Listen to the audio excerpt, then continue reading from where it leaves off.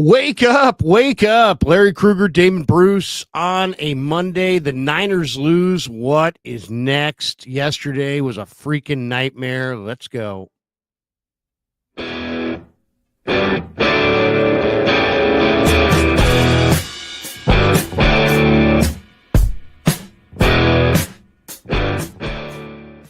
Monday, November 14th, we are brought to you by Sam's Chowder House. Fantastic restaurant down in Half Moon Bay. Get down there as soon as you can this year. You'll be happy that you did.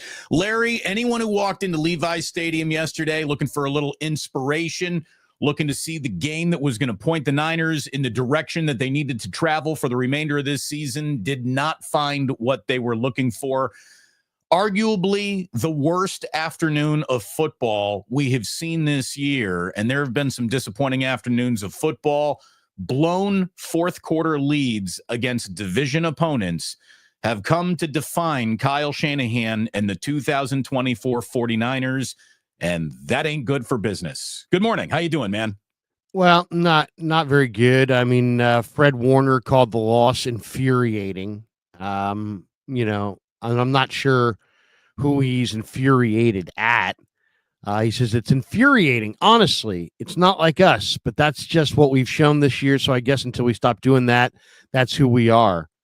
So the Niners are now 5-5, 1-3 in the division. Bosa, tried to tell Sorensen a week ago, hey, you know what? You're driving Bosa into the ground. And he's like, well, we got to win the games. Well, you didn't win the game, and now you got your defensive end hurt. So Bosa suffered a hip and an oblique injury. I think it's a double oblique.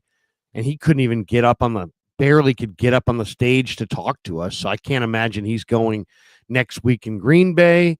And a core injury is what he had at Ohio State, and that shut him down for an entire season, basically. So, we'll see what happens. Yeah.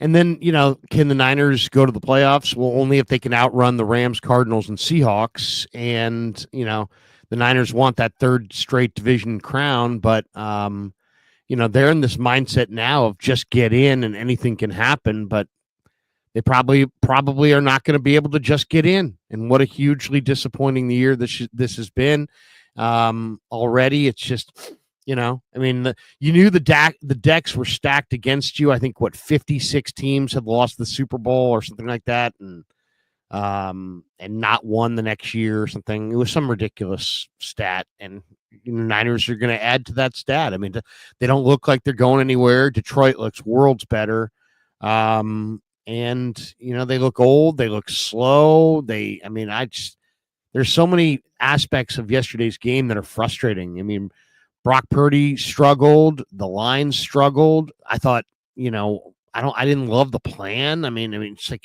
how do you have a plan that doesn't include any of Mason or Garendo? That seems really faulty. I don't know. I mean, it was awesome to get CMC back, but I mean, you might as well just have said, well, hey, we got CMC back, but Garendo and Mason are done for the year. Right. Have they been waived? I really don't understand their total lack of involvement in any game plan, considering that in his 2 carries, we actually saw some decent production out of Jordan Mason, and Garendo didn't even get a carry yesterday. It's hard to understand. I think that Tim Kawakami absolutely nailed it with his lead, Larry. He said, this isn't the end of the Niners 2024 season, but you sure can see it from here. And that's where they are, man. They have painted themselves into a corner that basically now requires perfection to reach a goal of returning to the playoffs. They're going to have to be perfect basically the rest of the year. And there's not a lot to suggest that they're about to start playing perfect football. They've been, biding time, waiting for the week where it was all going to start to come together and fit together. And I just don't think that it's going to, because, I think we got to admit, these pieces aren't quite what they used to be. And just the frustration of a guy who we both know is a good offensive mind, basically turning into one of 3 things is going to happen, and only one of 3 things is going to happen in this game. Brock Purdy's going to throw it to Jauan Jennings. Brock Purdy's going to scramble, and we're going to hand the ball off to Christian McCaffrey. It's basically like Tecmo Bowl. Kyle Shanahan is just selecting from 3 different plays or 3 versions of 3 different options.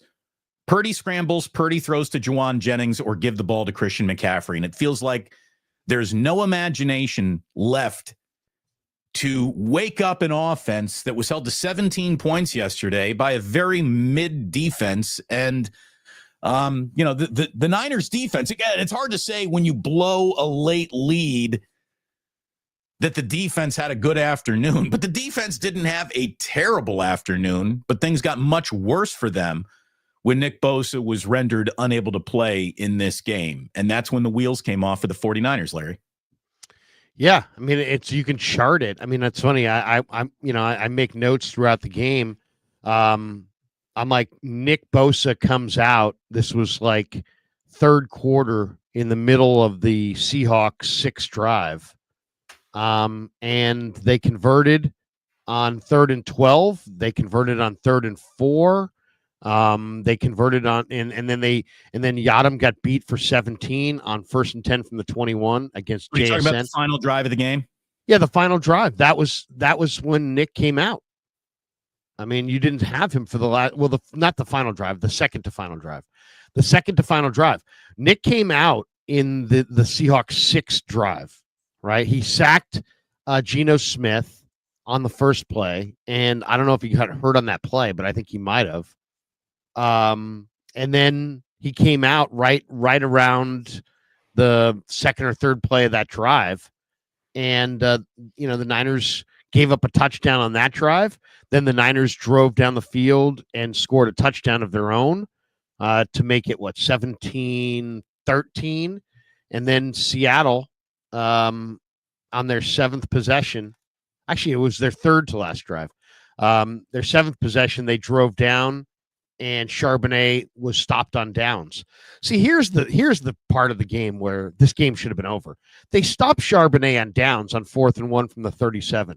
They took over the football with 3:56 left. Yeah. 3:56 left, and you take over the football with the lead at home with the reigning offensive player of the year, Christian McCaffrey, in a 4-point lead.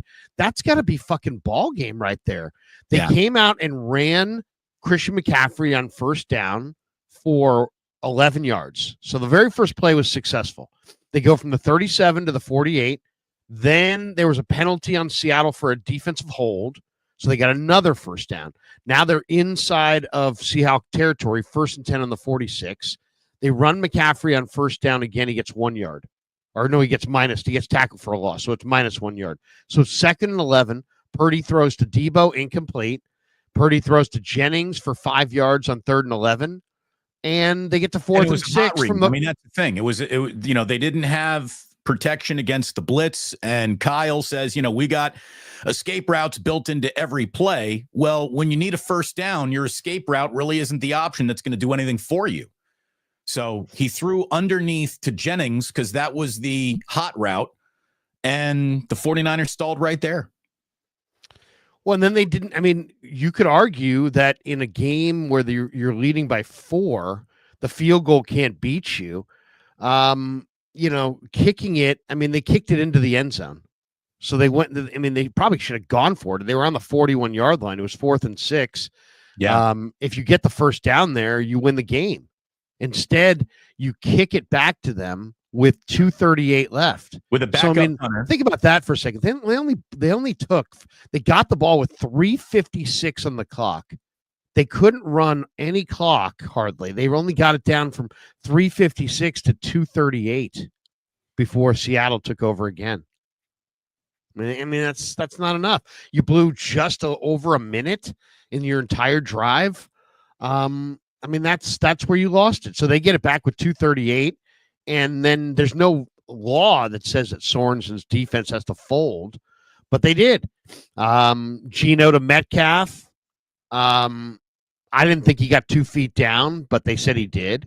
Then Geno to Walker for 4 yards. Then Geno to Walker again, this time against Campbell.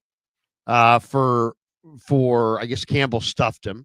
By the way, Devondre Campbell, who's terrible. Here's the thing: we've crushed him earlier in the year. He's actually played better as his last 2 or 3 games. He really has. Well, I know, but not yesterday. He was terrible yesterday. Really. Yeah, I mean yesterday, but I mean they never could stop. They never covered Jackson Smith, Najigba. They never covered him. Never covered him. No, They he had threw a him great 11 game. balls. He caught 10. They didn't have Mooney against Metcalf. That hurt. They did a good I mean job Leonard on Floyd. Metcalf, though, I thought. What's that? They did a pretty good job on Metcalf and Tyler. Well, he's Lockett. hurt. He's hurt. He's got an MCL sprain. So yeah, I mean, I don't know if they did a good job. They threw him 9 balls. He caught 7 of them. He had 70 yards. But I mean, here's the thing. They get the Leonard Floyd sack on 1st and 10 from the 34 on the Seahawks' final drive. And so you're okay, they're 2nd and 14 from their own 38. And they let Geno Smith scramble for 16 yards. Yeah. To get down to the 22. Then he throws to JSN against Yadam, which was bad coverage there. And then they turn their head and Geno runs for the touchdown. When you go back and look at the Geno touchdown run, Campbell sees that he's running 10 yards further down the field than Geno and could not pivot around. He knows he can't get to him. He couldn't pivot around and even get anywhere near him. And he just ran in for a 13-yard score. I mean, when you're in your inside linebacker in this defense, you're asking your inside linebacker duo of, normally Greenlaw and Warner, in this case, Warner and Campbell, to cover that entire second level. And Geno took off to run. Campbell spotted him early, but he has so little speed and agility at this point that he could not even flip around and even challenge him. He was nowhere near Geno. As Geno ran for the pylon. Didn't seem like Sorensen bothered putting a spy on a quarterback who, again, is not exactly cooking you with his arm, and when things go wrong, will look to run away from trouble. They didn't put a spy on him, and that's a little bit second guessing, I guess. But there was certainly a better way to defend the final 80 yards that the Seahawks picked up in that game, and it sent the 49ers to the loss column. And I'll tell you right now, the Niners, as we look at them, and there's a lot of knives out for Kyle Shanahan. There's no doubt. And yesterday is not a day that gives Kyle's defenders an awful lot of ammunition to use to say, yeah, this is the right guy for the job. Because the 49ers don't have a 2-minute hurry-up offense, nor do they have a slow-it-down 4-minute drive level of offense, and you need those things in football. If we're being totally honest about the construction of this team, I know everybody likes Kyle Juszczyk. This is the most useless fullback in football.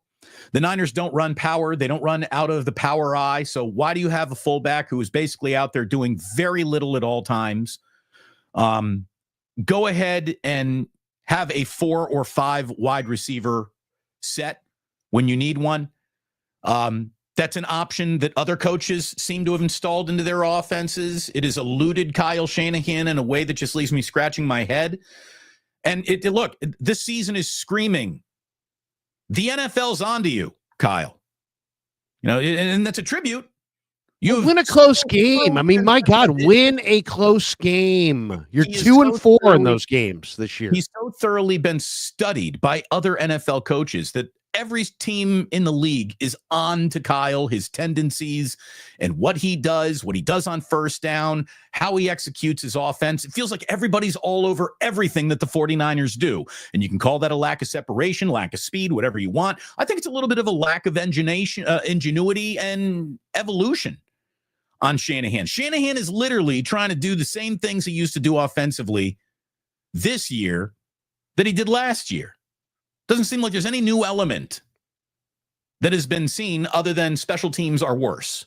That's the new element to the 49ers this year. Everybody got What's older. The new element of the Chiefs this year? What's the new element of the Ravens this year? What's the new element of the Rams this year? You could say that about Henry is the new element of the Baltimore Ravens. Best defense in football is, pretty much a remaining element of the Kansas City Chiefs, along with a transcendent quarterback who, bends time and space around his own will. And what was your other question?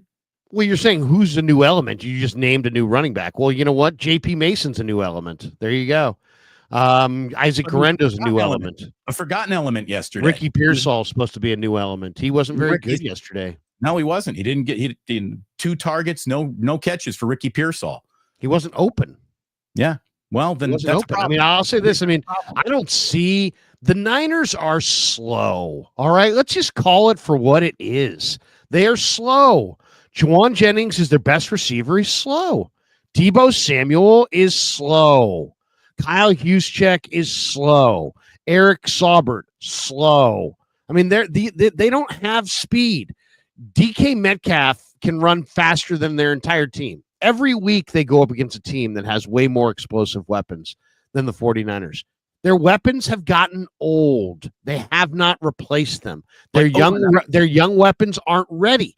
Cowing's got a concussion now. Pearsall can't get open. When was Cowing concussed, by the way? What did he fall down in the shower or something this week? On the return, he got hit pretty good on one of the returns. Okay. But I mean, the whole thing is they don't have enough speed. I mean, my God.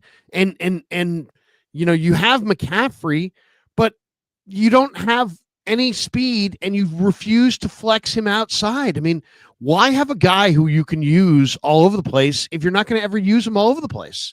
It's like you have good running backs, but you don't have enough receivers.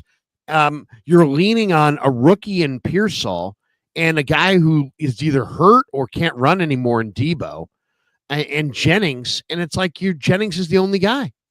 It's like Deebo's covered, Pearsall's covered, Saubert's covered. Jennings was like the only guy. So Purdy threw him 11 balls yesterday, caught 10. They need more speed offensively. Is it an indictment on their own evaluations of what matters to them offensively in a player that Jauan Jennings is this good and he was such an afterthought all of last year? Like, why did it take Deebo Samuel falling off the face of the earth and Brandon Ayuk being rendered unplayable due to injury to really get to Jauan Jennings? This guy's one of their best players. And I'll tell you, in his absence, you saw how valuable George Kittle is to this team. Well, they don't have, he's really valuable when you don't have a second tight end. I mean, that's the thing. Yeah. So other teams, I mean, Tucker Kraft is valuable, but there's Luke Musgrave. I mean, they don't have a second tight end. Eric Saubert they needed Eric Saubert to have a big day, and he showed up sick.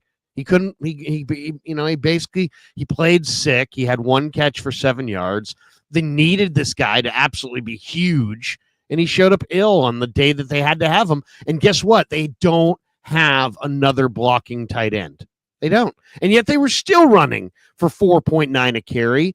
And instead of just piling up 35 carries because you have no receivers, no, they ran only McCaffrey and they only ran. I mean, they tried to maintain balance, I should say. Instead of running the ball a ton, like they should have, they decided, well, we're going to keep our balance.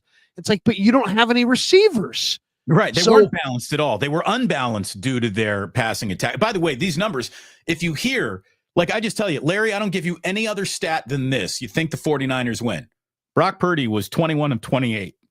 Like, oh, that's a good number. Okay, yeah. But for a season low 159 yards, he had a touchdown, he had an interception, he had a passer rating of 85.3, 5 carries, 40 yards and a touchdown on the ground. Brock is making great decisions with his feet, but he is not Lamar Jackson, and he can't be your second leading rusher and expect to win a lot of football games. By the way, they can't. The Niners' offense is two different offenses when they're leading and when they're trailing. When they're leading, they can do what they want. When they're trailing, they can't do anything. Yeah.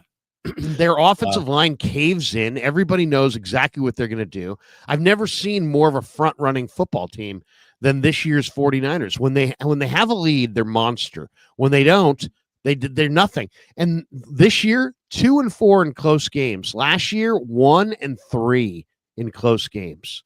Again, I mean, they're just not winning. They're not winning these close games. Kyle is earning the criticism that he gets for being the coach who can't hold on to a lead. Like, it's happening. It's happening far too often. It's happening now against division opponents in the regular season, not just in Super Bowls against the Kansas City Chiefs. It's happening against, inferior teams that you know well. And that is concerning. There's no doubt about it. I saw this from, Dave Lombardi. Larry, you're talking about just how slow they are. Average yards of separation at time of catch. Here are the 5 worst teams in all of football. The Carolina Panthers, 3.3 yards of separation. Tennessee Titans, 3.3 yards of separation. The New York Giants, 3.3 yards of separation. The Dallas Cowboys are at 3 yards, and the 49ers are at 3 yards, tied for dead last in football with the Dallas Cowboys. The other 4 teams at the bottom of this list are a combined 10 and 29. So it's pretty much a miracle that the Niners are 5-5. If all other teams having that little separation are looking at a 10 and 29 record combined, the 49ers are 5-5. And I guess it's a testament to the, slowly shrinking list of things that they do well, that they're 5-5. But this feels like, it's a regression year for everyone. The coaching staff, the team, the players, player life cycles, careers. Feels like everyone except, a small handful of guys in this rookie class, maybe 1 or 2 vets, are starting to move in the wrong direction in their careers. And again, the season technically is not over yet, but the next thing that goes wrong will push this season over the ledge. Well, I mean, is it over yet? No, but that's just because, there's a lot of games and this and that, but they have Green Bay this week. They're underdogs for the first time in forever. They're going to be underdogs the following week against Buffalo. Yep. And then, one of the things is look at the other teams on that list of no separation. Look at those teams. Carolina, terrible. Titans, terrible. The Giants are terrible. The Cowboys are terrible. So, I mean, literally all those teams that don't get any separation are coming into this weekend. We're at 10 and 29 combined. I mean, seriously. So it's not like, oh, well, it doesn't matter. It does matter. It absolutely does matter. Speed is of the essence.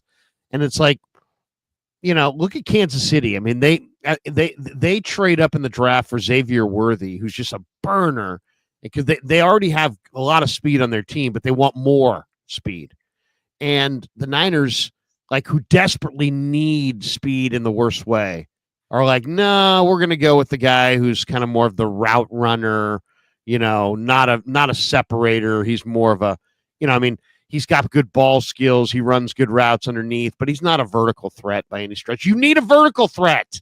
JJ's not a vertical threat. Ayuk's not a vertical threat. Deebo's not a vertical threat. George is not a vertical threat. You needed Xavier Worthy. You needed the vertical threat. You needed the 4-3 guy. At the trade deadline, did you try to trade for any speed? No.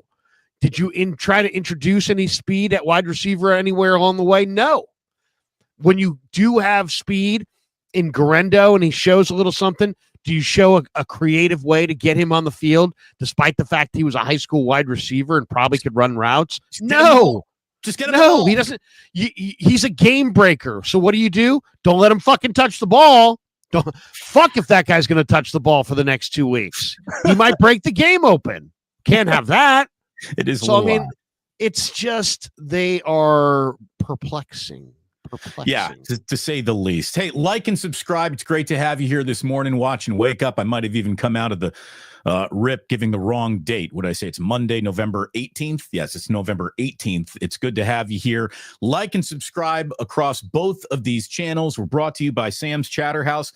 Nick Wagner, again, just had it. Larry, this is bad news, right? In 4 chances, the 49ers have now lost 3 divisional games after leading in the final 2 minutes of regulation. That is tied for the most losses by a team since the 1970 merger. And this is the first time that it's happened since the 2001 Panthers. So let me ask you, who is having the worst year? Given all of the problems with the roster, its construction, its lack of speed, so on and so forth, and given all of the lack of imagination, ingenuity, any different wrinkles at all we've seen in an offense that's kind of sputtering, who's having the worst year, Larry? Kyle Shanahan, the head coach, or Kyle Shanahan, the general manager? Well, he's not the general manager. I mean, but he has final say on anything. So, well, they had a great draft. They had a great draft. They had a great draft. So, I mean, I'll give you that. But beyond, it's all coming home to roost right now because it's regular season time. But I mean, we've talked about this. They blew 7 number ones. Then they made a huge all-in move for Hargrave and depleted a lot of their depth along the way. And then mix in some injuries. And there you have it, and that's it. Are they awful? No, but they used to have studly linebackers. Now they have studly linebacker. They used to have Greenlaw and Aziz. They now only have Fred.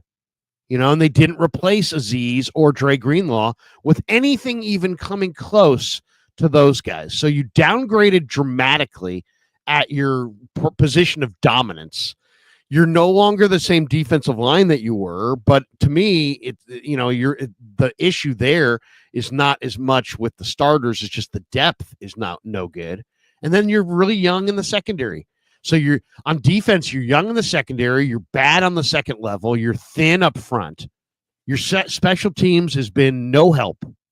And your offense, you have no ability to separate, and two guys up front that you can't lean on in Brendel and McKivitz. So there you go. That's it. That's your situation in a nutshell. You didn't have CMC, but that was okay because your other runners were up to the task. The offensive line has been okay, but still Brendel's a weak spot and McKivitz is a weak spot. And then defensive line wise, they're too thin. And then the second level, the real backslide is you went from we have the best second level defenders in the league to we have Fred Warner and a guy who is just easy pickings. I mean, yesterday Campbell was terrible, and he's not a reasonable facsimile of Greenlaw. He's a far cry from downgrade. A staggering downgrade compared to Dre Greenlaw. Yeah. They're playing him. And I said this 3 fucking weeks ago. I'm like, this guy can't move. He's slow as molasses. He can't do the job. Oh, no. We love him. He's a veteran. We love what we see. Okay, great. Well, you're going to love being on the fucking unemployment line next to him because that's what's coming. So let's talk about ramifications here. Are we looking at the final season of the Kyle Shanahan era? I don't believe we are. I think that Jed York and the powers that be who make these decisions are still very happy with Kyle Shanahan being the head coach of the San Francisco 49ers. And I don't think you break up Shanahan and Brock Purdy when you're about to give Brock Purdy, $50, $60 million, if that's the price point that he's going to be coming back with. So what do you do? It feels like the 49ers are 1,000% pot committed to Kyle Shanahan and aren't going to be making a decision that changes the front office or the coaching staff. And, it's ironic that the continuity that Shanahan was looking for defensively might have been found in year 2 of Steve Wilkes, but Nick Sorensen, is he one and done, Larry? Is this team's defensive coordinator? Do you think he's one and done? I mean, once again, I don't necessarily put it on the plan, though I didn't love the plan. I mean, they just don't have the weapons. They don't have the guns. I mean, did you see the stat that jumps out is the Seahawks yesterday when Bosa was on the field got 3.3 yards per play. This is via Nick Wagner. The Seahawks with Bosa off the field went from 3-3 a play to 6-1 a play. They don't have backup defensive ends, which is why I lost my ass at the trade deadline. People are like, Krug, why are you suddenly so pissed off? Because they badly freaking needed help up front and they didn't get any. Wait until you see the next 2 weeks without Nick Bosa in Green Bay or Buffalo. How do they win either of those games? They don't. I mean, it was coming. It was obvious. They were it was like, okay, you've got a car with 100,000 miles on it and you're driving it, you're commuting with it every day. Am I shocked that you're on the side of the road one day? No, I'm not. You got a car that has ridiculous miles on it that needed a tune-up. You didn't get it tuned up, and you drove it more than you should have, and now it broke down. There you go. That's what you get. You needed another defensive end. You used to have Nick Bosa and Samson Ebukam and D Ford and Arden Key, and you don't have any of these guys. You got nothing. You got Beal and you got Sam O. Yatir Gross-Matos came back yesterday and he got a sack. That was good to see. But they badly need depth at defensive end and they don't have it. So they have to play Nick. They're playing Nick 86% of the snaps. I asked Sorensen last week, Nick's playing 86% of the snaps. That's 10% more than he played last year. Floyd is playing 55 or 65% of the snaps. That's 10% more than he played last year. What's your guys' plan to get these guys to January? And he's like, well, we want to win the games. Well, you didn't win the game. And guess what? They're not going to make it to January. So you don't have a plan. So your plan is just, we'll just keep doing the same stupid shit we always did, and we'll just kind of cross our fingers that it all works out. Right. And it's not all going to work out. Yeah, we're going to do the same thing with inferior talent and hope for similar results. It's not all going to work out. No, it sounds like the way radio stations are being programmed these days. What's the cheapest option available to me? Let's go with that, and maybe no one will notice. No, people are going to notice. There's going to be a mass exodus to YouTube because of it. You can't fool people. The 49, here's the really frustrating thing too, and I think that we need a little perspective here. This is why Damon and Larry have been doing this for 20 years together, and they've watched a few football seasons come and go. The truth is that yesterday's game is not an anomaly. Yesterday's game happens once, twice a year to good teams all the time. Mama said there'd be days like these. There are days when you come out on a football field. It's usually against a rested team while you're a little listless or lifeless, and it just doesn't fit together. And it's the old burn the tape game. What are you going to go back and watch and learn from that? Nothing. Burn the tape. Just a bad day. Go get them next week. And the Niners would be in that situation today had yesterday been the standalone, that didn't fit game. But unfortunately, as we said in weeks 2 and 3 and 5, when they're blowing all these games, that you are burning the wick that you will need to make up for the just a bad day of football game that's coming. It's coming for you. It's coming for everyone. But the Niners used all of their mulligans on the front 9, and now here they are on the back 9, and they basically need holes in one from here on out in order to get off this course. And it's not going to happen. Here's what's crazy. Explain this to me, Larry. Las Vegas actually thinks the 49ers are still viable. At 14-1. The 49ers have the 6th best Super Bowl odds in Las Vegas right now. I was surprised by that. The Lions are 4-1, Chiefs are 9-2, Bills are 13-2, Ravens just trying to get some of that NorCal holiday money. That's all. You might be right. It's just, people love betting the brand. But right now, if you've been watching this team and you go to bet on them to win a Super Bowl, you should have your gambling license revoked. You shouldn't. There's no reason to have any faith right now in the San Francisco 49ers as a contender.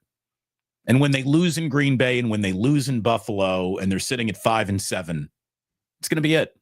What has happened to their freaking linebacking core? I mean, Fred Warner had 3 tackles yesterday.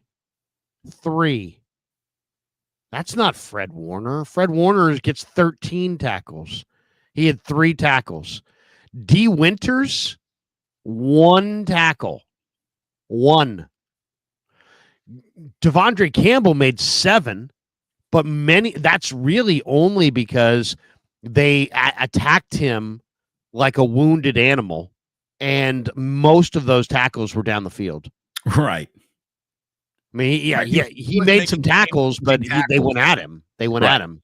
I mean, look at, by comparison, the 2 inside guys for Seattle, Ernest Jones and Tyrese Knight, combined for 23 tackles, 10 of them solo.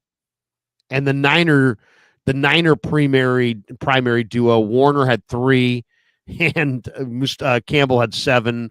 But, even Campbell's were, as I said, kind of fraudulent. So that right there stands out. I mean, I watched Aziz the other night for Houston shutting down Jahmyr Gibbs from time to time. And I'm like, Jesus. Everyone can watch that guy out of there. Everyone can watch Aziz tonight. They're the Monday Night Football game, right? We got Texans and Cowboys. I already bet on them. I already bet on Houston.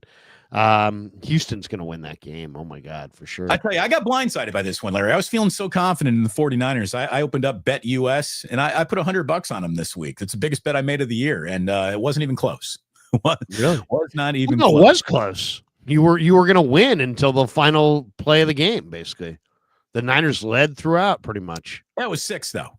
I mean, it was 6. So 4-point yeah, lead. well, I mean, I will say this. I mean, I had the Niners in part of my money line parlay, and they ruined my money line parlay. But you know what? I said to one of the Niner PR people before the game, I'm like, yeah, I'm really nervous. Like, you're nervous? Why are you nervous about this one? I'm like, because these are division games, and these teams know each other really, really well. And you don't know, you may get the Jets, and the Jets may beat themselves, but none of these division games ever win themselves. You know what I mean? You're going to have to show up and beat this team, and they're coming off the bye. And this is the third time the 49ers have faced a team coming off the bye, and it's late in the year. So the Seahawks looked like they were coming off a bye. They were fresh. They were rejuvenated. They were beating the 49ers to the punch. The Niners have to play Buffalo in a couple weeks coming off the bye. The Niners have 4 games this year off teams with coming off the bye. I mean, it is an excuse, and it sounds weak, but it's a fact, and it's unfair. No other team in football has more than 2. They have 4. But I mean, their big issue is yesterday. They have a guy who absolutely dominates DK Metcalf. His name's Mooney Ward. He wasn't available. Renardo Green and Yadam did the best they could. Yadam had a pick, but Yadam also got burned in some key big plays. So they didn't have an answer for DK. They absolutely never covered Jackson Smith and the Jigba. They threw him 11 balls. He caught 10. And that's kind of what he did to the Rams 2 weeks prior. The real disappointing thing was that the 49ers ran the ball for 4.9 a carry, and they didn't run it enough. Right, and they still this couldn't team run cannot stop the run, and they can't stop the run, and you didn't run it at them. And when you did, you had success, and you just stopped running and started throwing when you have receivers not getting separation. I mean, look at their run plays and look at their pass plays. The run plays were okay. The pass plays were a disaster. Did not go well. I mean, Brock Purdy ends with far and away his lowest yardage output of the season, 158 yards, whatever it was. And I know he picked up 40 more on the ground there, but it was a really, really bad day of football offensively and then defensively when, all you got to do is get off the field to win a football game. They couldn't do it. So massive disappointment is all 49er fans are feeling here. Again, thank you for watching Wake Up. It's great to have you here. Like and subscribe. Larry, if you would, please show the folks what's waiting for them down at Sam's Chowder House. We give away a lobster roll to, your 49er MVP, who yesterday was clearly Jauan Jennings. 10 catches, 91 yards, and a touchdown. It's his second career game with 10 or more catches. His 2 games with 10 or more catches make him one of 6 wide receivers to register multiple games with 10 or more catches so far this season. And I don't think Jackson Smith in Jigba is an elite receiver, but the rest of these guys are. St. Brown, Cup, Chase, Neighbors, Jackson Smith and Jigba, and Jauan Jennings are the only wide receivers who have had 2 10 or more catch days in the NFL so far this season. Again, why did it take guys getting hurt to get to Jauan Jennings? He's a freaking baller, whether he's fast or not. He gets the job done. He's a really good player. And it feels like the Niners are playing them because they have to, not even because they wanted to. And it's a little odd, to say the least. So thanks to Sam's Chowder House. Thanks for supporting us. Thanks for the sponsorship. I don't know if we're going to have our Sam's Chowder House sponsorship going to the playoffs this year, Larry. Niners are just not who they used to be. So, what's the prescription going forward? If this is what it is, what's next? Do you think there's any way, shape, or form Shanahan gets fired within missing the playoffs this year? No.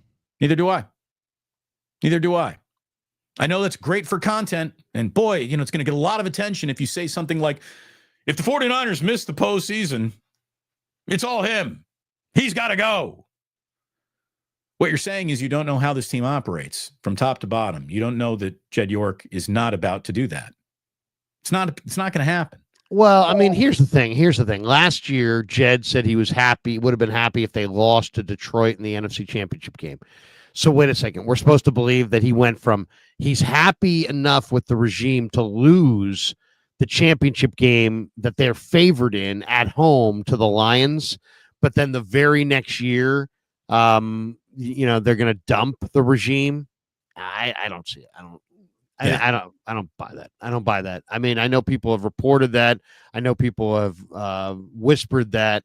I know people have intimated that. I'm not getting that. I'm not getting that out of. I mean, I think that would, to me, that would be a dramatic departure from, that would be a dramatic, 180, and Jed would almost have to answer for why he so quickly did a 180.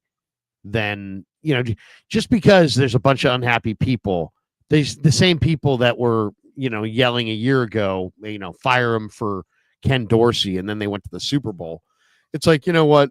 They've been to 2 Super Bowls. They've been to 4 straight NFC Championship games. They're off their talent.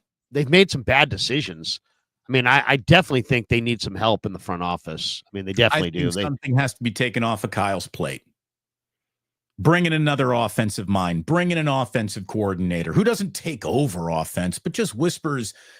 I don't know if it's an offensive mind. I would think it's more of a they need a proven defensive coordinator, and they need better talent on defense. Yeah, that's what they need. They need more, and they need more speed on offense. I mean, my God. So what about John Lynch? Does John Lynch need another assistant general manager? Does he need to be replaced? I mean, something. Okay, give me an example. They had a great draft, right? They had a great draft. So on one hand, they're doing their process is good, but to me, one thing that I would love to see them do is not necessarily take the control away from Lynch, because I wouldn't.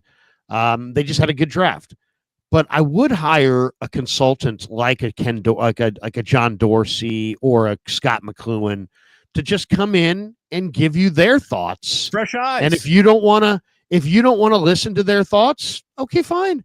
And if you do, you do. But I would bring in somebody like McCloughan or John Dorsey as a draft consultant to just be like, okay, guys, we all know each other here. So I want your guys' honest opinions, but you guys kind of know me. I kind of know you.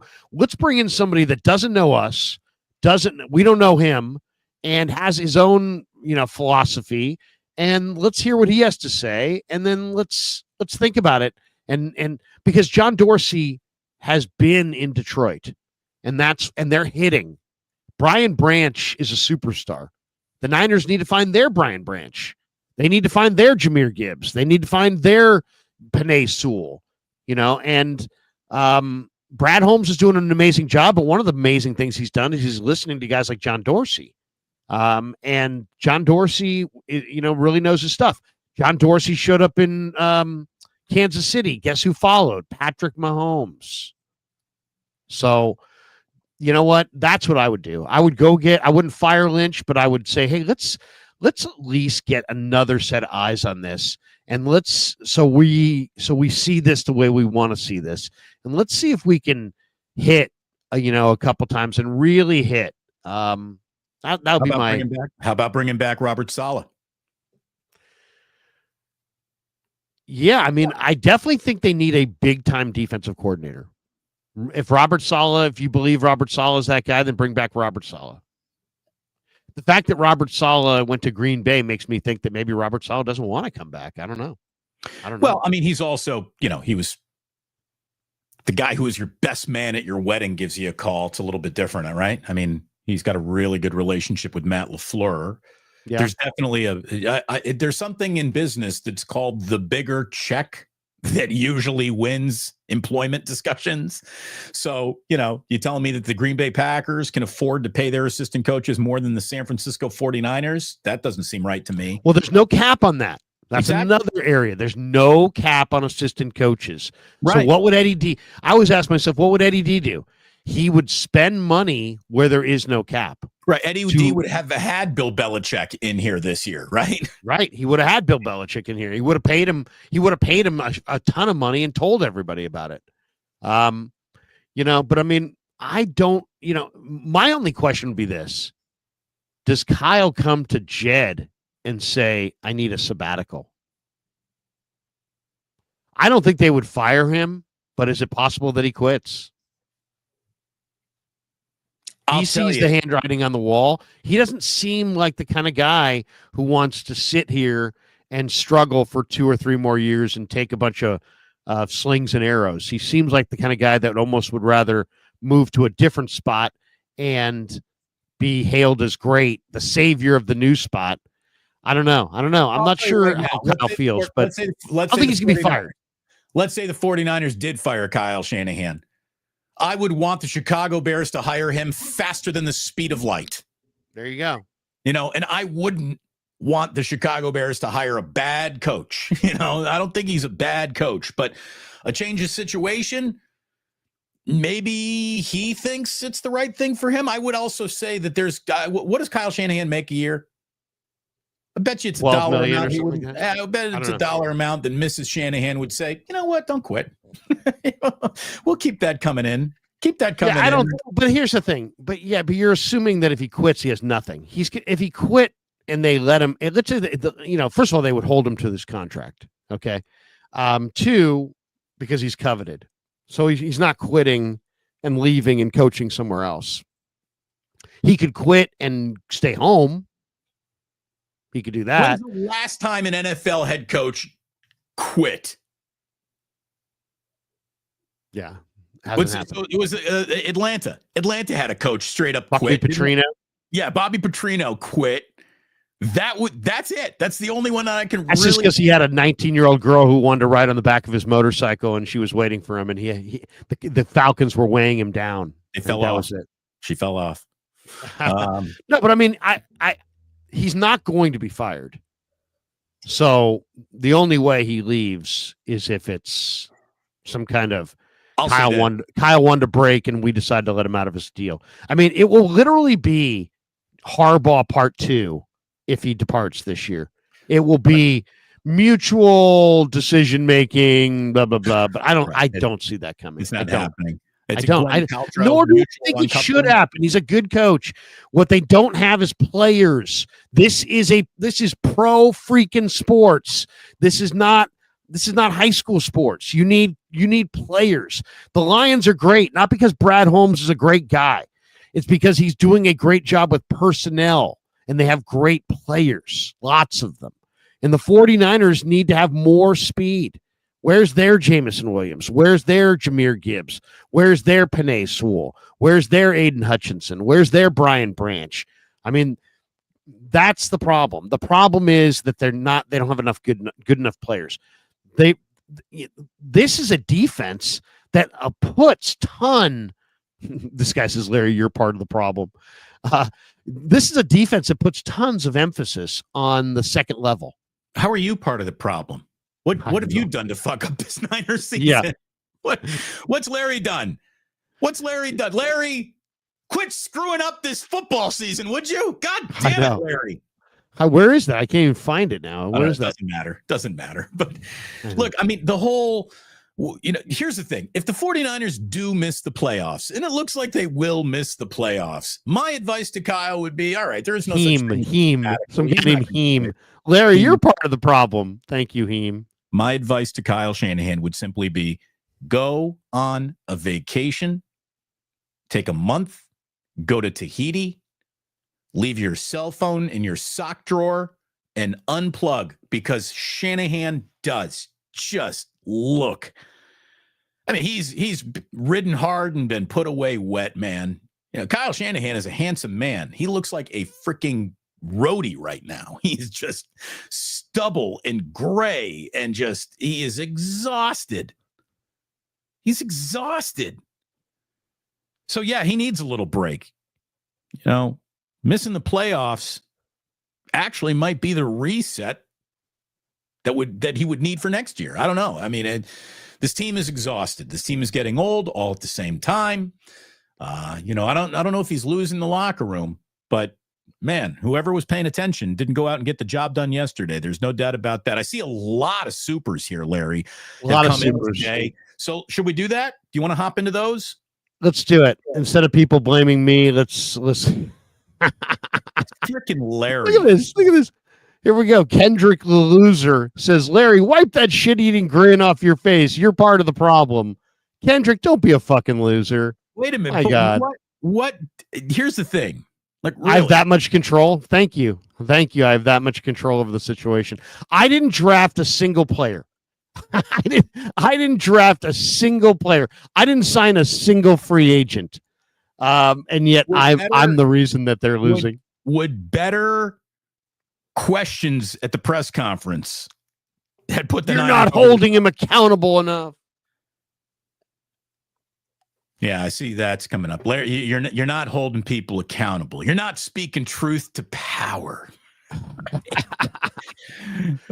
Dice Boy says Niners are cooked. Larry and Bruce, sad to say, Dubs #1 seed though. Hey, Warriors play Clippers tonight. We're gonna get a look at the Intuit Dome, Intuit, whatever it is. It's Ballmer's Palace, and that's where the Warriors are playing tonight. Wow. Fuji Simeon 13. What can Kyle do if wide receivers can't get separation? He can find faster wide receivers, or he could flex out Christian McCaffrey as a wide receiver. I mean, if you have McCaffrey and he can do everything, then why are you only having him do one thing? How about this? If you got wide receivers who aren't separating, just run the fucking football. You know what I mean? Right. Or how about this? If you have a 4'3", 220-pound guy standing around, oh, yeah, his name's Garendo, and he played wide receiver in high school, maybe line him up outside.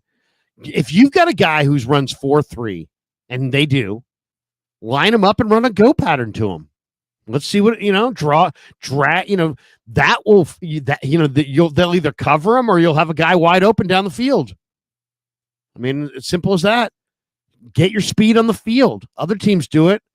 Kent said the reasons why the Niners are cratering is because they haven't invested in the offensive line and defensive line.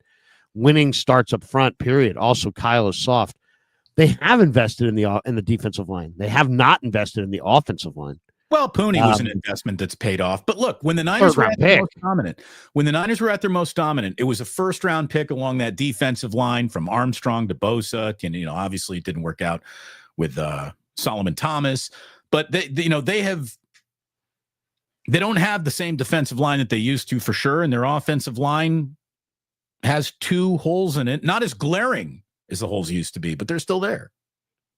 They're thin at defensive end. They can't put any heat on the quarterback with any consistency. Fuji Simeon, was Pearsall open at times or separation issues? I haven't studied the all-22 because I got home last night. I was just like, I can't watch this thing. How about this? I'm not rewatching that game. It might make my show better, but it won't make my life better. I'm not rewatching that game. I will be rewatching as soon as this show's over. But well, maybe it's not your fault then, Larry. Maybe you are putting in enough elbow grease to get the Niners a win in Green Bay next week, thanks to you watching a film that should be burnt and never seen again. You're finally doing your job, Krueger. It's about damn time. Seriously. Jim Molay. What's up, Jimmy? He says, Jimmy, what does the playoffs mean for Brock's payday? Given the injuries in the schedule, I don't see this team making it to game 18. Yeah, the playoffs. They're coming at 56 million instead of 60. Yeah, I mean, Brock's going to get paid. What he's going to get paid, I have no idea. And I mean, I only care in relation to the cap. I'd love it if he would take 45 million, but I don't think it's going to be there. I think it's going to be like 55 million. That would be my guess. Jimmy Mole says, just waiting for Moody to tell Deebo to lock in. Yeah, seriously. Seriously. Dude, Mr. Once a Month hasn't been found this month. Deebo. Cartoon character at this point. Dale says, where are blitz packages? Why is Deebo running? Yeah. One carry for -1 yard for Deebo. It ain't fooling nobody. I see my phone ringing right now. It's Al Madrigal calling me. He's probably sitting there. Madrigal. He's probably sitting there going, what in the hell is going on with the Niners?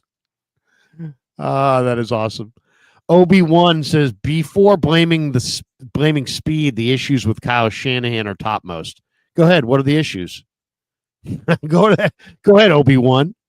The issues. Go ahead. What are the issues with Kyle? To me, the issues are absolutely about speed. You have no speed. You have no big playability. You have no ability to create any space. It wasn't like Brock Purdy had a bunch of receivers running in the free that he just didn't find. I mean, I got your criticism here. I mean, here it is. How come Jacob Cowing, yesterday, notwithstanding, he had a concussion? Okay. Where was he the first 10 weeks of the year when he wasn't hurt? They're going to say he's a rookie receiver. He's not ready. Right. Well, okay. So 10 weeks. How much time do you need to get a guy ready to just run fucking straight as fast as you can and catch a football? I mean, it's so obvious that speed creates space and they don't have a lot of speed. And then it's like, take the speed that you do have and put it on the field. I agree with you. Use it. Yeah. Just use it. Him. It could have been Garendo, but you got to find some speed. You got to find some speed. If he's just decoy, then freaking decoy him. Just do it, put him out there. Until the league stops falling for the decoy, at which case, if they aren't responding to the decoy, then you throw it to him. And he ceases being the decoy and he's wide open. Well, I mean, here's the other thing. I mean, I know everybody's got everybody's so fucking sensitive, but how about this? Since Deebo's too goddamn slow to run the plays that you used to run for Deebo, how about run them, I don't know, for Garendo? How about an end around to the guy who can actually run? Nah. Why hand it to the guy who can run when we can hand it to a guy with a huge ego who can't run? Lock in. I mean, that seriously, Kyle, you have a burner. His name is Garendo. He's a game breaker. Use him to break the game. Run him. He's got speed. That, or we can have a debate about who's having the better, more impactful season, Deebo Samuel or Tabor Pepper. When your long snapper is outperforming your number one wide receiver, might be an issue. Yeah, I mean when your long snapper and Deebo have similar touchdown totals, that's not good. Dale says offensive scheme is old too, Larry. Creativity is dead.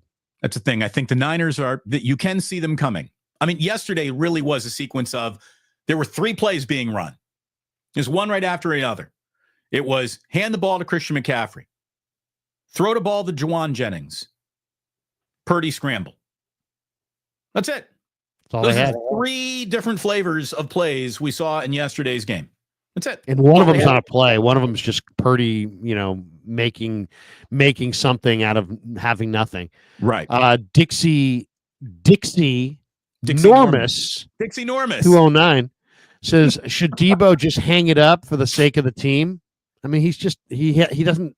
What would you say you do here outside of carrying the boombox? And he doesn't even do that, Larry. He does not carry the boombox. That's one of the biggest false reports that there is. It's fake news. He does not. He's the closest to the boombox as it's playing, but he doesn't carry it.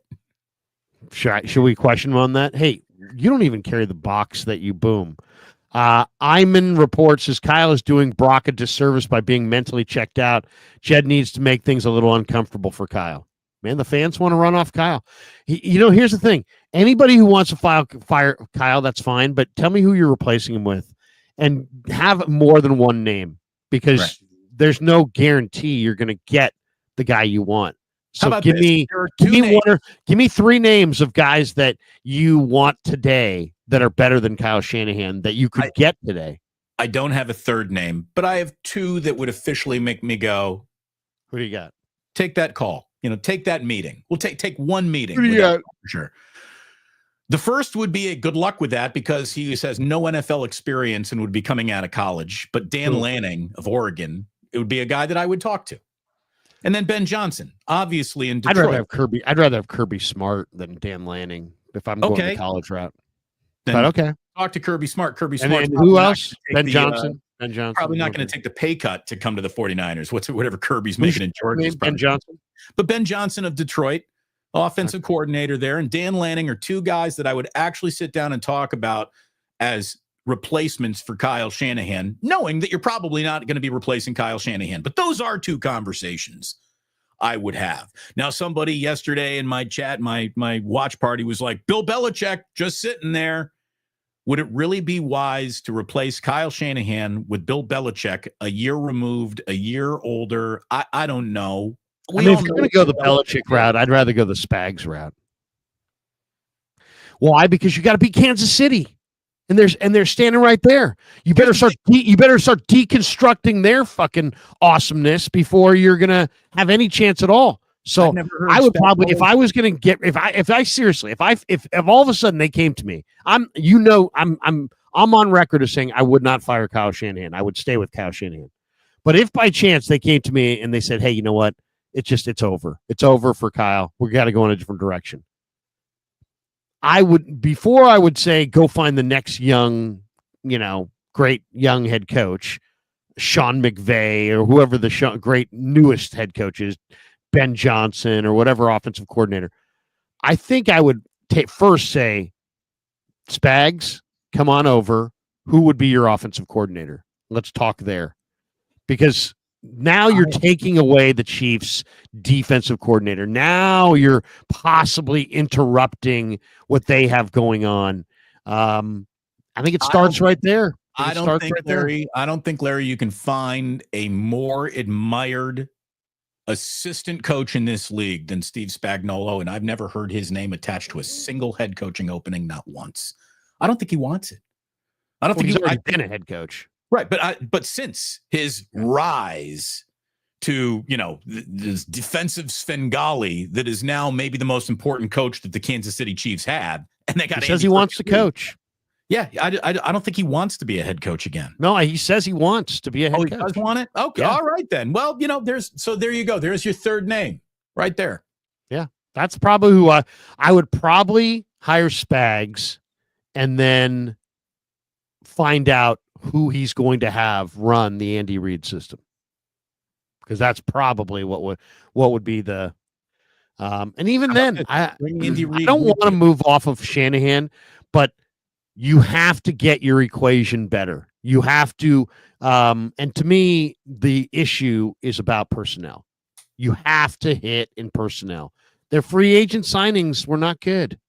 They were not good. And look, Devondre Campbell has not been good. Free agent dollars are not going to be kind to the Niners going forward either. I mean, you want to talk about a team that's just had a good draft? You need to hit next year's draft too, big time. Yeah, it's not necessarily about free agents. It's about just handicapping the draft and doing a better job in the amateur draft or doing a better job in the college draft. Now, this year they had a really good draft, but you can't have one good draft in 7 years and then swing and miss 7 times in the first round.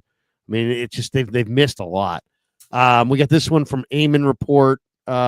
We are pretty much playing draft position for 2025 now at this point. I have the Niners finishing 7-10, which should land them an edge rusher. Well, who could land him anything, wherever. Toby Obito says Wilkes is better than Sorensen. How about this? I don't think so. I don't know about that, but year 2 of Wilkes might have paid off better than year 1 of Sorensen. Wilkes had Greenlaw. Sorensen's got Campbell. That right there, mic drop. Greg Arjazy says, after all you both have said, how the hell is Kyle not an incompetent head coach? Please don't tell me he's even cut or has even a blank hair in the neighborhood Walsh. I'm not sure what that is. I think he's trying to use a filthy word like a that's C-word hair. That's a Brad. That's Brad. That's not a really not a good word. Right. Yeah. It's the only word in the English language I don't like using. Yeah. I mean, first of all, let's get real, Craig. Okay. Kyle Shanahan is probably, by anybody's estimation, one of the 5 to 7 best coaches in the NFL. So whatever. I mean, you're not happy today. I understand that. People want to vent. I understand that. You all want to run Kyle out. I get that. But you got to have a plan. Once again, anybody with a hammer can demolish a kitchen, but it takes a contractor to rebuild it. Anybody driving by can just be like, cut it all down, tear it all down. That takes no ingenuity, no creativity, no nothing. That's just it's like an impulse. But it takes a lot more to build it back up. So this is kind of how we got here, guys. Let's not forget how we got here. One of the reasons we got here is they had a really good coach that they didn't get along with, that they fired prematurely without a plan. So do not do that again. Right. Do not get rid of a really good coach without a plan. If you have a plan and you want to get rid of Kyle Shanahan, then that's fine. Carry out your plan. But do not get rid of him and be like, okay, now we did that. Now who's left? Oh, Tom Sula's over there in his cubicle. Oh, get him over here. No, do not do that anymore. This team will be in a tailspin for a decade. By the way, if you're going to move off of Kyle Shanahan, have a plan, not just an idea, have commitments from other coaches. The concepts of a plan. No concepts. Have not names on the dotted line, but if you're getting rid of Kyle Shanahan and you're going to hire Spagnolo and let him pick an offensive coordinator, then have Spagnolo already agreed before you fire Kyle Shanahan. Would you agree to that? You know what I mean? Do not dump the head coach before you have your next coach absolutely locked up. I mean, do not take a chance here. By the way, Jim Harbaugh has got those Chargers a little more frisky than they used to be. There's no doubt about that. They're pointed in the right D direction. in football. But here's the thing. Look at his defensive coordinator, Damon. Right. Well, here's the thing too. I understand everyone's got hot opinions right now, but to say that Kyle Shanahan is nowhere in the conversation with Bill Walsh is insane when you look at the fact that Kyle is 2 wins away from being directly underneath Bill Walsh as the third winningest coach in the history of the San Francisco 49ers. So I know everybody's in their feelings today, but the truth is Kyle Shanahan's about to be the third winningest head coach in 49ers history with 2 more wins. Seifert won 98 games. Bill Walsh won 92 games. Buck Shaw won 71 games. And Kyle Shanahan's won 69 games. Now, if you want to say, well, that doesn't matter. All I care about are the playoffs. Okay. Well, Kyle Shanahan is already the third winningest head coach in the history of the San Francisco 49ers.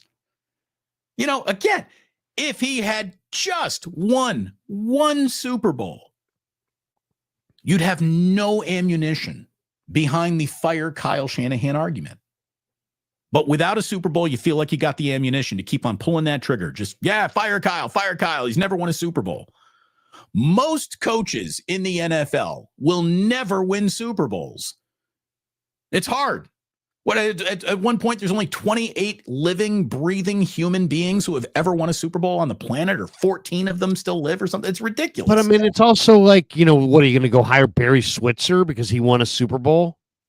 Go hire John Gruden. He won a Super Bowl. He's available. I mean, it's like, why not ask why those teams won Super Bowls? They won Super Bowls because they had unbelievable teams of great talent. That's what it's going to take. And the truth is, look, it might end up that's what they need to do. For all the Fire Kyle crowd who got venom for him, here's the thing. Here's where you might be right. I now do see a world where we can honestly, at the end of this, whenever the end of this gets here, we will be looking back at it all and just say, that 2023 season, that Super Bowl in overtime in Las Vegas, that was it. That's the game you needed. And I don't think so. I don't. First of all, the better team won there. I mean, the Chiefs were the better team. Mahomes is the better quarterback. They are the dynasty of the era. You lost to the dynasty of the era. Okay, that's okay. I mean, it's in overtime. Now how it came down, we obviously don't like. But I don't think it's the end of an era. They have a 24-year-old quarterback. It doesn't have to be the end of anything. I mean, Mike Tomlin won a couple Super Bowls early in his career, or one, right? Was it 1 or 2? He won one. Yeah, I guess they won one. One with Coward. Hasn't won one since. But he hasn't won one since. And is he on the verge of being fired? No. So, and why is that? Because they understand that they haven't had the talent. The 49ers have had some really good teams, but they haven't been the best team. and they haven't been able to finish. So part of that's on Kyle, but I mean, I think it's also has to do with their equation. And then their equation has to do with their talent. So and he's had a big hand in their talent. So I understand holding him accountable for all of it. But in reality, I think that what's really backslid here is not Kyle, it's the talent. I would agree with that too. You don't have the same talent. Say, Kyle, it does not look like he is on the cutting edge right now. And that's what happens when the entire league studies you. You do lose your schematic advantage over the league when the entire league is now, sprechen Sie your Deutsch. Every team in this league speaks fluent Kyle Shanahan. And again, maybe that's why Kyle needs to change up his language a little bit. Again, where's a 5 receiver set? Your fullback is useless, dude. You don't need a fullback at this point in the year. You need plays. 49er Talk Show says, I love your channel, Larry, but hold Kyle to the fucking fire. He is the reason the 49ers lost. He needs to be fired. I mean, this is just, again, everyone's got a hot take. Everyone's trying to sound like a spicy content creator. Anyone who understands the NFL or the Niners or how ownership works, anyone who's got real working knowledge knows that's not about to happen. And those who are absent of actual usable, tangible football knowledge are the ones saying fire the guy. Once again, don't tell me fire somebody without telling me who to hire. Anybody at all can say fire somebody. It takes somebody with a brain to sit there and come back and say, and hire this guy. Okay? So you sound like a child when you say fire somebody. It's like you sound like a petulant child who just lost their toy or is mad at their mom and dad. It's like, come on. If you want to fire somebody, that's a major decision. Tell me who they should hire. KR says Mason had 2 great carries. Kyle never went back to him. Keep Mason on the field. Get Deebo off the field. Deebo moves like Mike Tyson. Go Niners. That's not bad. Deebo moves like Mike Tyson. Mike was good for about 90 seconds of that fight, and then he's just like, yeah, I'm done. That was sad. Ricardo Rodriguez says, the fire from last year has turned into ashes in front of our eyes. Without a historical turnaround, it's over. I'll see you at the funeral. Could be over for this year. Absolutely could be over for this year. Stephen Draper says Kyle's route concepts suck. First CMC predictable. I'm not sure but it's like that was probably multiple thoughts. Dale says, why did Jed run 44-19 Harbaugh out of San Francisco then? They mutually left. They hated each other. Jim hated Jed and Parag and Jed were tired of Jim, and that was it. Well, what Jim really hated too was Levi's Stadium. He hated that place. He didn't like the turf that was given to his football team. On the ribbon cutting Super Bowl there, dude. On the ribbon cutting ceremony, he was like, "Okay, cut the ribbon, let's go." Like he didn't even. You don't like Levi's Stadium. No one likes Levi's Stadium. Except for K. Anthony Catania says 7 points in the first half. It's unacceptable. Yeah, I mean, where's the offense? Where was the offense yesterday against a pretty mediocre D? 49er Talk Show says stop with the BS. It's the offense. It's trash. Wasn't good yesterday. It was terrible yesterday. The team that was averaging, one of 2 NFL teams that is averaging 400 yards of offense per game, didn't get that yesterday. Rice kept it 100 this morning. Deebo is done after this year in San Francisco. Fact. Get Olbrick next year. Get an OC for the love of God. Need wide receiver speed next year. Brock needs full control. Get rid of Brendel. Unreal. A lot of thoughts there. Let me see. We could probably play that Jerry. Here we go. I'll share the Jerry here. Let me just double check. Here we go. Here you go. Here's Jerry. On the radio this morning. Let me see here. Hold on. Rewind it. Here we go. We got to be able to finish ball games. And when you got a team down, if you just leave them around to just hang around, that momentum is going to change. We always felt like, hey, look, we were going to go for the throat, man. I mean, once we got up on you, it was not coming, we were not going to let, we were not going to come off the gas. We were going to choke you out. So that's the mindset that I feel the Niners, they need to get. once they get up on the opponent, go for the throat and just completely destroy that team. It's funny because John Lynch in the offseason said, we need finishers. And it's like it's kind of an ambiguous term. And it's like, well, what exactly is a finisher? Right. I mean, to me, when you have guys like Jimmy Ward and Azeez Al-Shayer, guys who play for the violence of the game, and you let those guys get away, you're losing a little bit of your DNA as a team.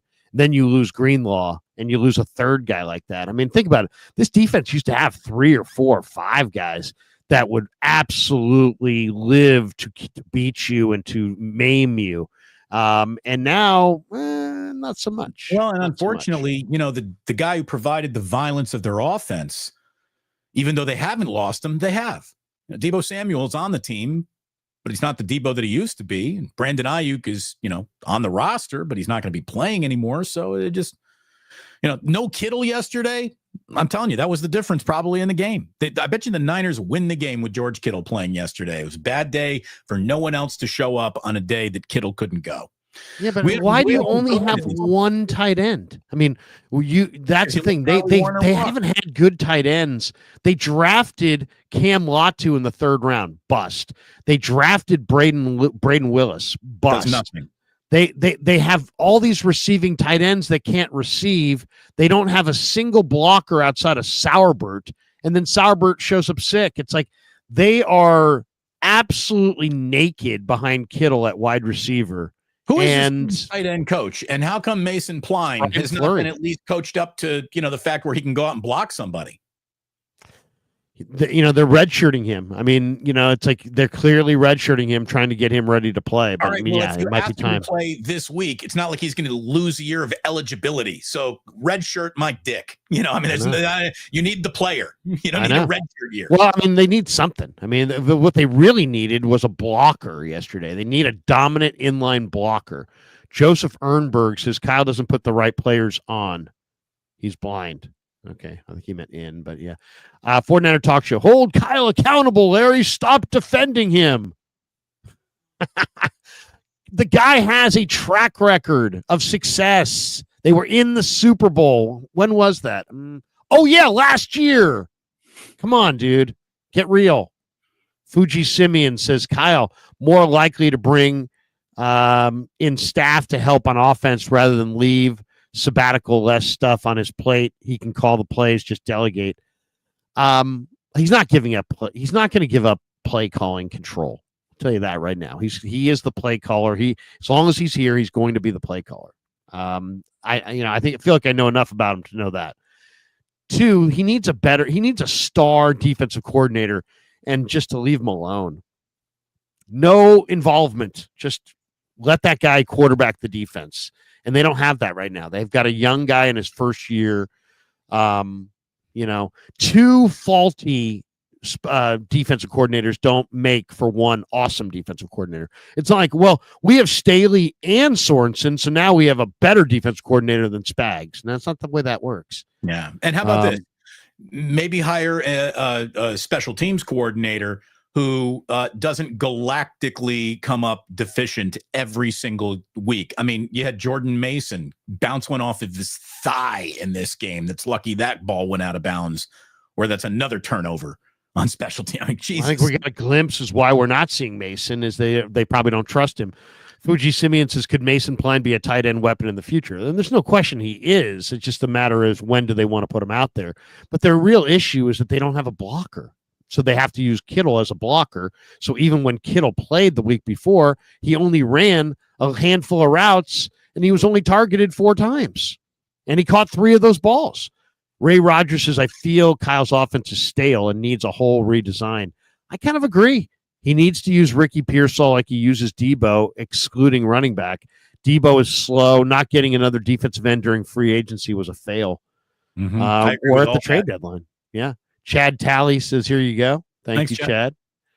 Big Dad 52. Do they have the players in-house to change up the O-line? So Feliciano's on this team.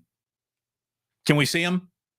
If he's healthy, if he's available, if he's dressing, why is not, They say that Brendel who, according to PFF, rated Brendel 36th out of 36 centers. They say that Brendel is better than Feliciano. They say a lot of things in press conferences that aren't grounded in actual truth. So I don't believe them. How about that? Yeah, but I mean that's their. I mean, it's people say, "Well, hold their feet to the fire." I've asked this fucking question. I've literally asked this question. I said, "Brendel is starting at center over your other options. What does he do better than them?"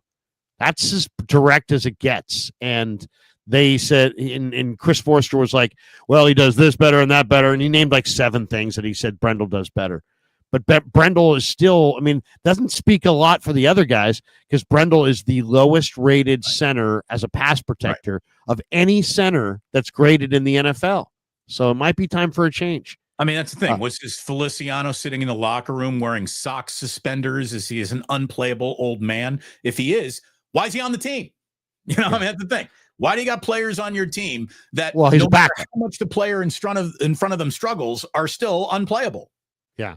I mean, Feliciano's ready to roll. I talked to him the other day. I said, "How you feel?" He says, "I'm ready to play." He was like real serious about it.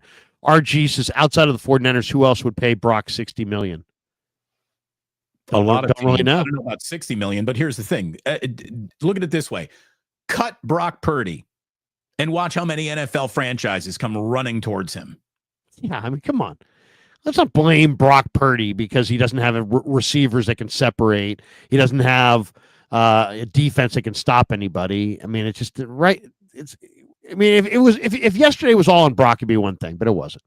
Mark Diambra says, "Hey, here's $1.99." Dylan Tours says, "Hey, I like that idea." Chad Talley says, "To be honest, good coaches put quarterbacks in a position to be successful. The inability to adjust at the line from a better perspective than Kyle is absurd." At the line from a better perspective than Kyle. I think this is going back to the whole, do you let your guy call audibles? Well, there's a hot route built into every play, blah, blah. That's a thing. Right? Mark Diambra says, have we seen the last of Hargrave? Yes, we have. I would say Hargrave is for sure cut.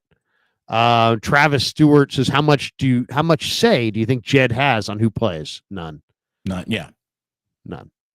Jed knows. Jed's not an idiot. Jed's not an idiot. He's not walking in saying, "Play this guy." D. Martinez says, Ngakwe incoming in 3-2-1. I think he's signed somewhere else. I believe he's on somebody else's team. 49er Talk Show says, Joe Brady, these are his names of his coaches. Joe Brady, Brian Flores, Bill Belichick, and Deion Sanders. Deion Sanders. His guy out is 18. What? His buyout. Oh, his buyout. His buyout is 18 mil. Yeah. Ben Johnson. There you go. We knew Ben Johnson was coming. Joe Brady. I don't think Joe Brady's an upgrade. Flores is interesting. Ben Johnson obviously is the hot name. Only one team's getting Ben Johnson. He already said no to the Commanders last year. Joseph Ernberg, Spags head coach, Ben Johnson OC. Do it, Larry, now. So Ben Johnson is going to leave the Lions where he's got awesome weapons. A lateral move? To come to the 49ers to be the offensive coordinator, which you can't make a lateral move. I guess they would have to make him the assistant head coach. I mean, I'll say this. In the Eddie D era, with no cap on assistant coaches, he would pay some young offensive mind like a Ben Johnson head coaching money to be the OC. So it's not crazy. I just don't know if it's going to happen. Yeah. I think Ben Johnson's going to wait for his opportunity to be a head coach, which will be coming to him at the end of this year. Yeah. I mean, he got that opportunity last year. He said no. So we'll see. Kyle Benz says Kyle's clock management lost the game. And I saw it coming with this bad pass play. Also, Grant is already using this loss for his drama. Big Tone 707. Ben Johnson can use multiple running backs. Just saying. That's true. He can. He uses Montgomery and Gibbs. Gene 3 Cali. The Niners game gave Mason 3 carries over the past 2 games and 1 to Garendo. The problem is usage and not personnel. In the backfield, I would agree. In the backfield, you're right. Agree. In other areas of the team, it is the personnel. But in the one place where they actually have options, Kyle's not using them. Right. And they have depth. Kyle to criticism. Where they have depth, they're not using it. And in other areas where they need depth, they don't have it. Shit's fucked up. Dale says, neat story, Damon. Now use winning percentage. Harbs was 44-19 when Jed ran him out.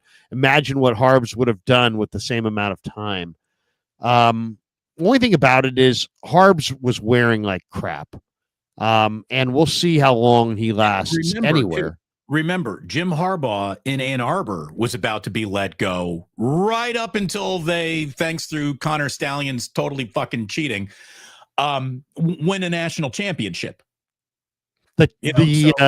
For teams like Michigan and Georgia and the top teams, the transfer portal is almost like the Eddie D era of the Niners, where you could just have anybody you want.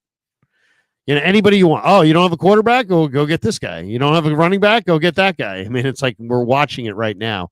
Teams are coming up with amazing players. If we're just using winning percentage, Kyle Shanahan falls all the way to 1, 2, 3, 4, 5, 6, 7th most successful head coach in franchise history. He's been to 2 Super Bowls. Right. They've been to 2 Super Bowls, and the guy was handed the biggest poo-poo platter and had 2 years of rebuild where he turned the entire roster over. Well, I think Brock Purdy's damn good, but most of you guys don't. So he got to the Super Bowl with a quarterback that you guys don't like and have been trying to replace. He got to a Super Bowl with Jimmy Garoppolo. So, I mean, it's not like Kyle sucks. Kyle's a good coach. There's no question about it. The question is, has it run its course here, and is it time for a change? That's the question. Mr. Funny, I still do not understand why the Niners didn't make a move for a speedy wide receiver to separate and another edge to spell Bosa. Personnel is the issue. Brock drops back and cannot find anyone open for those chunk plays.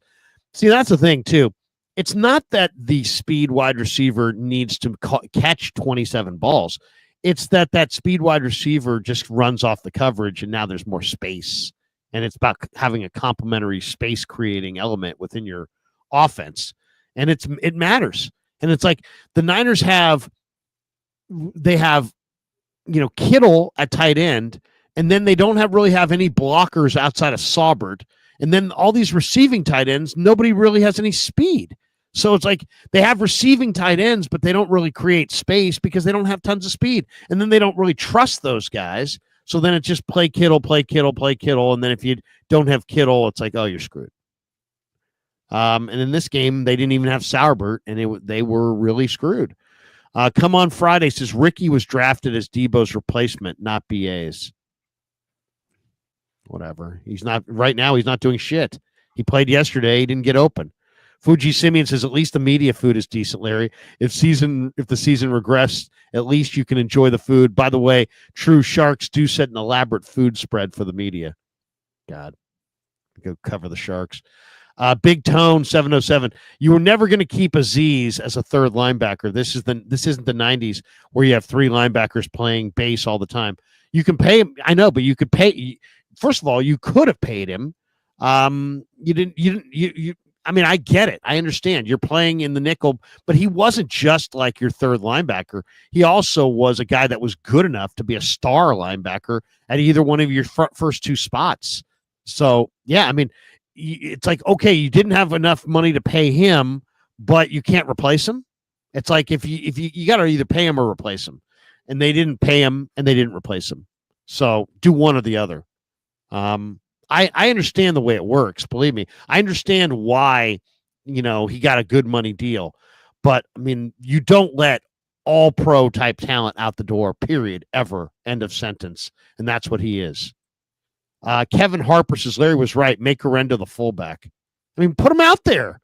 I mean, Juice is talk about a guy who needs to be moved on from. Yeah, he's doing nothing. Use check. I mean, God, nothing. It's like he's there. What's he there for? I mean, I'm not getting it. Tony Nagatani says even Andy Reid needed to give up play calling responsibilities for a time. Kyle needs to eat some humble pie. I don't know if he needed to, but he chose to. V Lucky says, there you go. Thank you, V Lucky. Blood Moon in the house. BP, Brock Purdy revealed Kyle Shanahan took accountability when he addressed the team after the game. If so, tell Cone to shut the fuck up. Purdy needs more control if you're going to pay him. Purdy revealed Kyle took accountability. Well, I mean, it's not that Kyle doesn't take accountability. I mean, it's not like he sits there and says, it's not on me. Don't blame me. It's not like he shifts the blame. I think people just want to hear Kyle say, hey, it's on me. It's on me. He's not great at saying that. Joe Murtaugh says, why wasn't Seattle penalized for calling back-to-back timeouts? You can see someone run over to the side judge just before the Niners snapped. Thank your ball on 4th and 6. I know Kyle was asked about that in the post game. I didn't see if they had he said he thought they called back-to-back timeouts. I didn't see that. Was it a challenge followed by a timeout? And if you're risking a timeout for a challenge, does that count as you've now used back-to-back timeouts? I don't know. Dallas Kale says Kyle picks the talent, plays the talent. It's on him. I don't think he picks the talent. I think he plays the talent. I mean, I think he's got a hand. I mean, let's be honest here. It's about, can he pick players or not? I don't think he can pick players. I think he has other people that pick players. I think he has an opinion like everybody else. And then it's all about do you defer to your college scouting director? Do you defer to your road scout? Do you defer to the cross checker? Do you defer to Lynch? Do you defer to Ahmad? Do you defer to Gillen? Unless we were in the room, we couldn't tell you whose guy was whose guy. And at the end of the day, it doesn't really matter. It's all his responsibility. That's just it. Whether he picks the talent or not, he's responsible for picking the talent. So it's all on him. I agree with that part of it. But he doesn't pick the talent. He picks some of it. Ryan Alloy says the players mirror their coach, inability to close games. If Kyle was humble, he would relinquish some control, hire a real defensive coordinator like the Eagles did.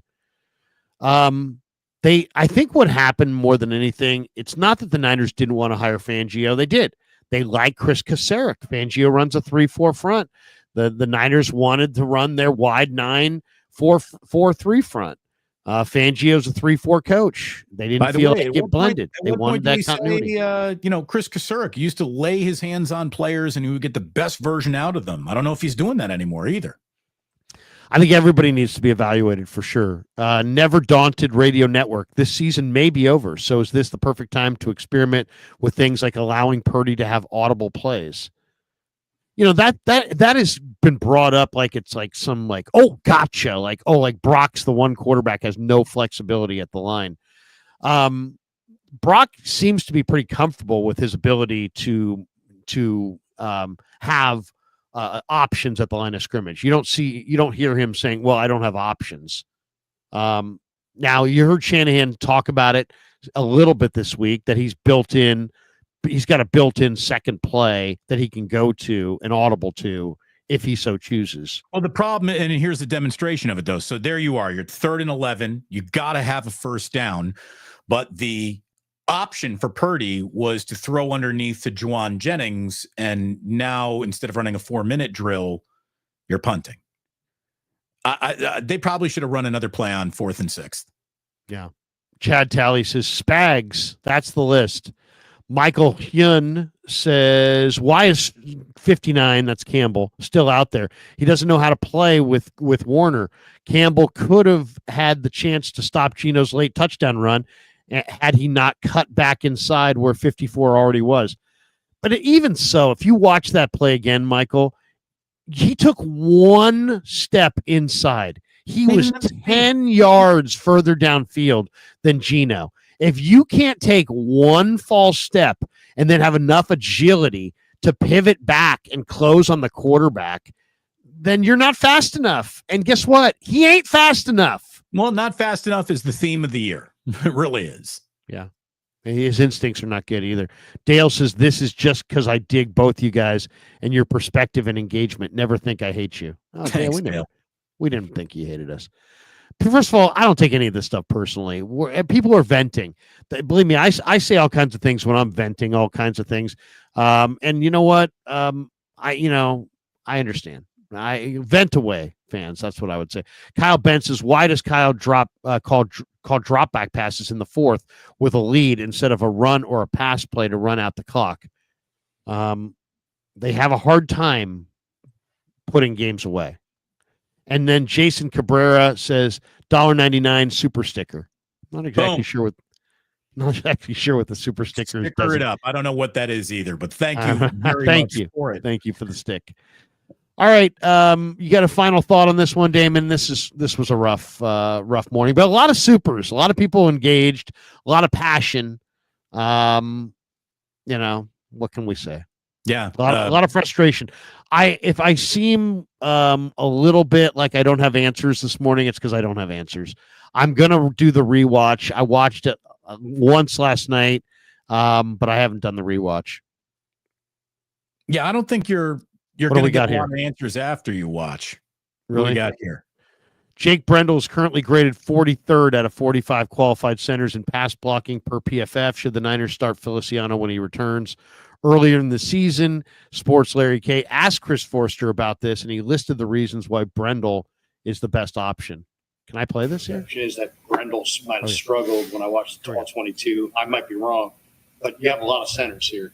What you're obviously going with him. He's the starter. Why is he better than your other options at center? Well, first of all, he had a better game than he did the first game. Everybody did for the most part. Hard to believe with the sack production and things like that. But we did take a step forward in a lot of ways. I think some of the bad plays stood out, and so that's it. Oh, he right now is he's a much better option. Quickness, intelligence, experience, one-on-one pass blocking ability to finish in the run game on the second level, his ability to snap off on double teams. I just listed off about 7 or 8 things there that are all he's better than Barch, he's better than Zakelj, he's better than Nugent, he's better than a lot of players as to why he was an alternate last year at the Pro Bowl level, because he does have a lot of those traits and do those things. And he's never perfect. There's like all of us. It's every year's different, and we got to work our way into this year and see. Maybe some of these issues that we've seen will stick around. Maybe they won't. We'll have to see. Look at that watermark on your short too. It's a Larry Krueger short. Look at that. By the way, he was not a Pro Bowl alternate last year. All right, let's get that. Let's do the fact check on that. That's not true. He was not a Pro Bowl alternate last year. He was a Pro Bowl alternate 2 years ago. And if we're going to go by the latest, Kev just put that up there. He was 36th out of 36 coming into yesterday. He's 43rd out of 45 coming out of yesterday as a pass blocker, according to PFF. So unless you want to make some overwhelming claim that PFF is not worth the paper that they print their stuff on, then they're saying that he's the worst pass blocking center in the league, and you're saying he's quite a bit a better pass blocker than your other options. So what does that say about the Niners' other options? Right. If there is no matter what the X marks the spot is on whatever point he's trying to make, it doesn't look good for the Niners, right? Like either you don't know what you're looking at in Brendel, or what you're saying is the guys behind him are so much worse than that. We're still going to take this substandard center and play him because there really isn't anywhere else to go, which brings us back to, your front office and evaluations and how you pick guys to do things. And you got a whole bunch of tight ends that ain't worth shit on your team. And you got wide receivers who, again, a rookie wide receiver will never have any impact for Kyle Shanahan, right? I mean, that's pretty much where we're living. Shanahan hates his rookie wide receivers. Can't get anything out of them. Steve-O says, dude gave up 1 sack all year. Shut the fuck up. It's like, what are we talking about? Yeah, but he's not. Yeah. Anyways, look, Larry, there's no reason to just mull in the depression. Thank you. We have one last one here from Albin. He throws a euro, $5. He says, they again Shanahan-did the game. Bring on Flores, no nonsense guy. Oh now Flores in Miami was just fucking crackerjack. Best football team I've ever seen. And Kyle Shanahan is Mr. Nonsense. He's always joking around. He's just looking for sound bites. And come on.